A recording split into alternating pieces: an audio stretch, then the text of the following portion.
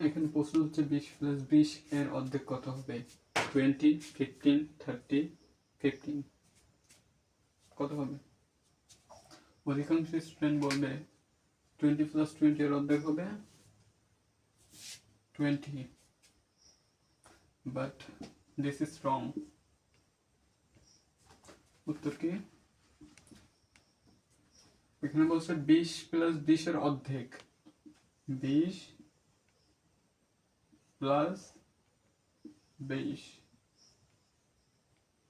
এর মানে কি? এর মানে গুণ, অর্ধেক হাফ 1/2 মানে 20 plus 20/2 is equal 20 plus 10 is equal